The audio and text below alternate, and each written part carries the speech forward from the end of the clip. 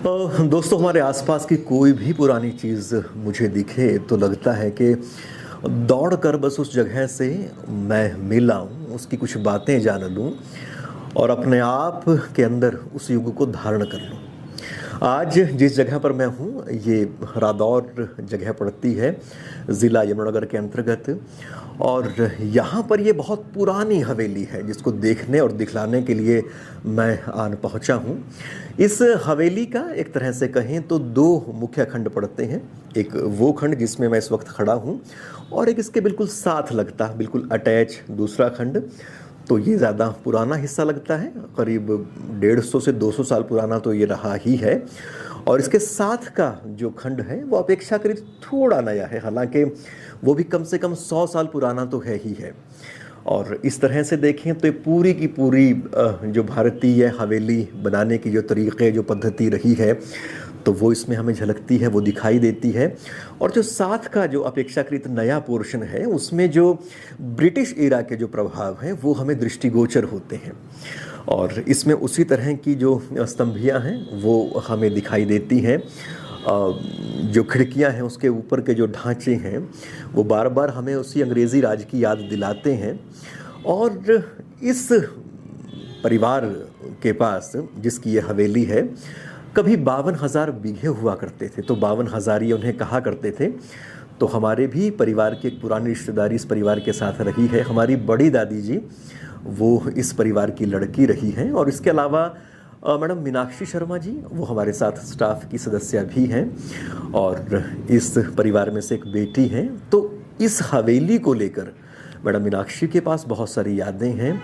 उनकी माताजी यहाँ पर रहती रही, उनका परिवार रहता रहा और उनकी माताजी के जाने के बाद अब वो इस पूरी हवेली की जो जिम्मेदारी है उसको संभालती है। क्योंकि ये सारी हवेली जितनी भी है ये छोटी ईंटों की है सर, और छोटी ईंटों की जो घर होते हैं उनकी दीवारें इतनी मोटी मोटी होती हैं ज़्यादातर। ये बिल्कुल जुड़ी नहीं होती, ये अलग अलग होती है। जैसे ये दीवार है और अब आगे एक और दीवार बनी, तो वैसे तो जोड़ी हुई होती हैं लेकिन इनका अस्तित्व अलग अलग होता है। तो इसीलिए ये इतनी जल्दी टूटती नहीं सर। इनका ये खासियत होती है हवेलियों की। ये बैठती है आराम आराम से, अगर गिरेंगी भी ना बता देंगी ये पहले ही हमारे को कि ये गिरेगी।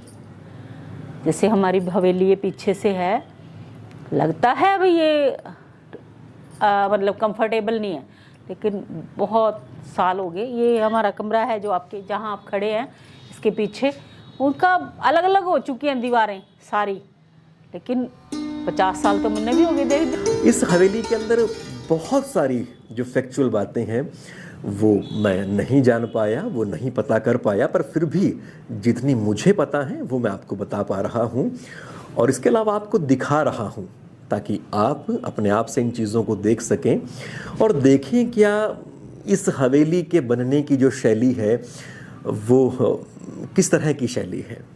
क्या इस इलाके के बारे में इस बात से कोई नई बात जुड़ती है।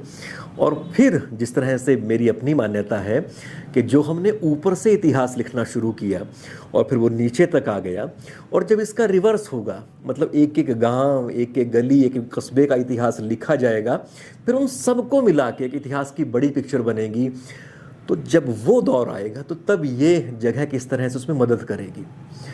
तो ये जो निर्णय है वो काल पर छोड़ते हैं। फिलहाल आइए इस हवेली का एक चक्कर लगाते हैं।